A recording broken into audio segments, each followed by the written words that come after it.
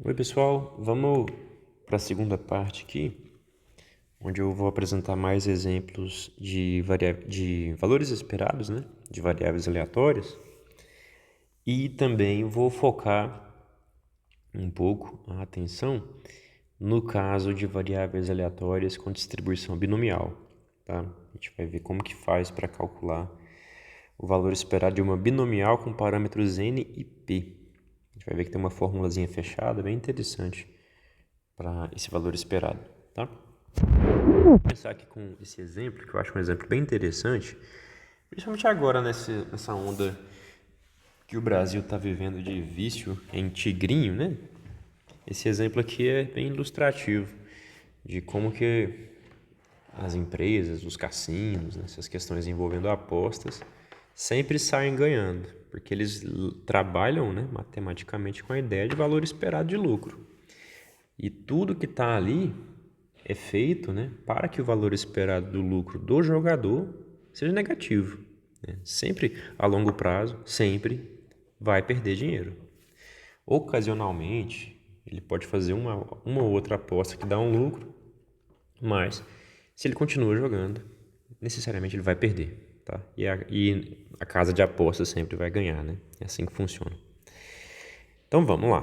Temos aqui no exemplo 6.4 o jogo de azar, tá? Que funciona da seguinte maneira. Você vai apostar, enquanto jogador, em um número de 1 a 6, tá? E aí, 3 dados honestos são lançados. O jogo funciona da seguinte maneira. Para você fazer a aposta, você aposta uma quantidade I de fichas, perdão, uma quantidade específica de fichas, uma quantidade. Vamos colocar uma ficha, por exemplo, só para ilustrar, mas você pode colocar 10 fichas, 20 fichas, tá? Mas para cada ficha apostada, se o número que você escolheu, aqui de 1 a 6, depois do lançamento dos 3 dados, sair uma vez, 2 vezes ou 3 vezes, você vai ganhar. De que maneira? Se saiu uma vez e você apostou uma ficha, você vai ganhar uma ficha. Se saiu 2 vezes e você apostou uma ficha, você vai ganhar 2 fichas. Se saiu 3 vezes o seu número, você vai ganhar 3 fichas. Porém, se o número que você apostou não sair em nenhum dos 3 dados, aí você perde a ficha que você apostou. Então você pode ou ganhar a mesma quantidade de fichas que você apostou, se o número que você apostou saiu exatamente uma vez. Você pode ganhar 2 vezes o que você apostou, se sair 2 vezes, ou até 3 vezes, né? Se sair as 3 vezes. Mas se não sair nenhuma vez, nos 3 lançamentos do dado, aí você perde o dinheiro que você apostou, tá? A pergunta é: este jogo é justo para o jogador? Justo em que sentido? Eu considero um jogo justo se a longo prazo eu não tiver mais chances de perder e nem mais chances de ganhar, né? Se a chance de ganhar e de perder foi exatamente a mesma. Agora, se a longo prazo o lucro esperado for negativo, esse jogo é injusto para mim, né? Se for positivo, é injusto para quem está lidando com a casa de apostas, né? Então seria justo se o valor esperado do lucro fosse zero, né? Como que a gente faz para avaliar esse problema aqui, né? A gente tem o seguinte, vamos para uma página em branco aqui. Será que lá em cima tem outra? Lá embaixo mesmo. Vamos chamar aqui de L o lucro do apostador.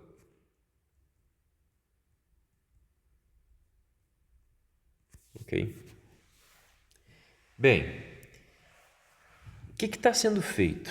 Quando a gente lança o dado 3 vezes e a gente conta o número de vezes que um determinado resultado acontece, a variável que faz essa contagem, chama ela aqui de x, variável que conta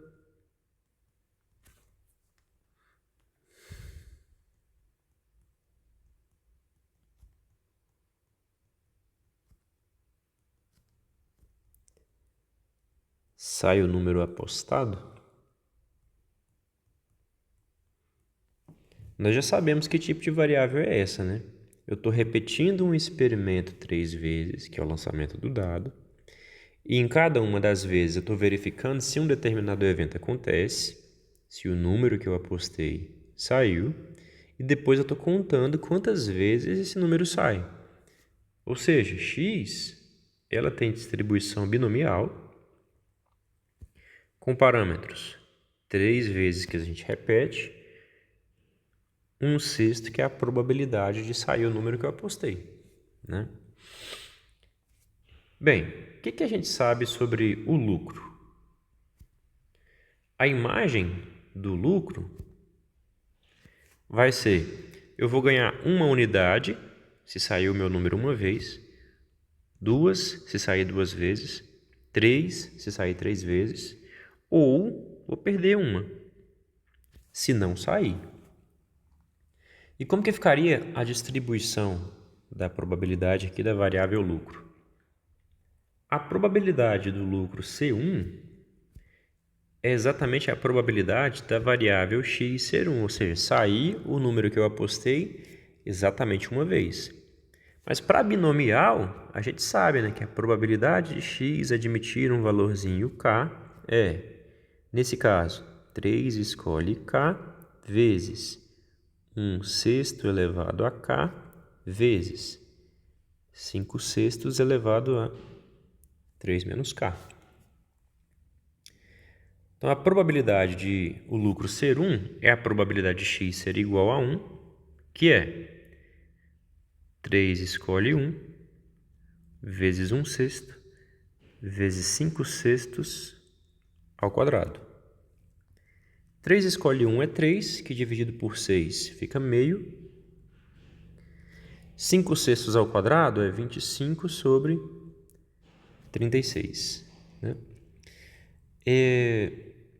Pensando melhor aqui, eu não vou simplificar esse 3 sobre 6 para meio, para que todos os valores que a gente calcular aqui fiquem no mesmo denominador, tá? Então, vou deixar aqui 3 sobre 6, de modo que ficaria 75 sobre 6 vezes 36, é 6 vezes 30, 180, mais 6 vezes 6, 36, 216. Já a probabilidade do lucro ser 2 é a probabilidade de x ser 2, que é 3 escolhe 2, 1/6 ao quadrado vezes 5/6. 3 escolhe 2 também é 3. Então, 3 vezes 1 sobre 36, vezes 5 sobre 6, que é 15 sobre 216. Repara que a probabilidade de eu ganhar uma unidade já não é tão alta, né? 75 sobre 216 é baixo, né? Diga eu ganhar 2, é 15 em 216. Esse é um tipo de experimento que ele engana a gente, né? De início você pensa, poxa, não deve ser tão difícil sair meu número 1 ou 2 vezes, mas é, né? Sair 1 ou 2 vezes é 90 em 216, né? Menor que 50%, bem menor. Agora, a chance de eu ganhar 3 unidades, do meu lucro ser 3, a probabilidade de x ser igual a 3, que é 3 escolhe 3 vezes 1/6 ao cubo vezes 5/6 elevado a 0, né? 3 escolhe 3 é 1, 5/6 elevado a 0 é 1, então é 1 em 216. Muito baixo, né? Muito raro. É menor do que 0,5%. Finalmente, a chance de eu ter prejuízo, né, é a probabilidade de o meu número não sair, que é 3 escolhe 0, 1/6 elevado a 0, 5/6 elevado a 3.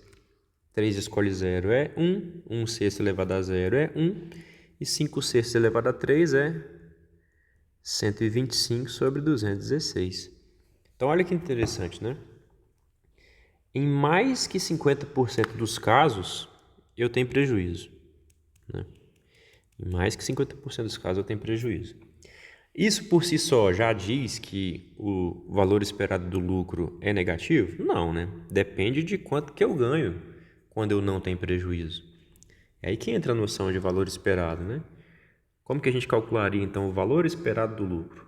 O valor esperado do lucro seria observação, 1, que é o lucro igual a 1, vezes sua respectiva probabilidade, mais 2, lucro igual a 2, vezes sua respectiva probabilidade, mais 3, lucro igual a 3, vezes sua respectiva probabilidade, mais menos 1, prejuízo, vezes sua probabilidade. Então, isso aqui ficaria 75 mais 30 mais 3 menos 125 sobre 216, né? 75 mais 30 dá 105, mais 3, 108. Então, fica 108 menos 125 sobre 216. 108 menos 125, menos 17 sobre 216. Se eu não tiver feito conta errada, né? Mas eu lembro que o resultado é negativo. Então, repara, o lucro esperado é negativo. Isso significa o quê? A longo prazo, se você continua apostando, você vai perder dinheiro, sabe? Com probabilidade 1, você vai perder dinheiro a longo prazo, né? Então, é assim que funcionam essas casas de aposta, né? Sempre pensando matematicamente na hora de escolher o quanto dá e com que probabilidade dá um retorno financeiro para o apostador, né? A longo prazo, o apostador vai sair perdendo. Tá bom? Eu vou parar esse vídeo por aqui. Acho que esse exemplo ele é interessante e tem um exercício que é o 6.3, muito semelhante a esse exemplo que eu fiz, que eu vou deixar como exercício para vocês. A única mudança nesse exercício 6.3 é que quando o número que o jogador aposta sai 3 vezes, ele vai ganhar um valor alfa de unidades, tá? E aí o que o exercício pede é qual deve ser o menor valor inteiro de alfa para fazer com que esse jogo seja vantajoso para o jogador. No sentido de que se ele continuar apostando por um tempo muito grande, né, ele vai ter lucro. Então, qual seria esse alfa? Exercício para vocês. Tá bom? Um abraço, bons estudos e até mais.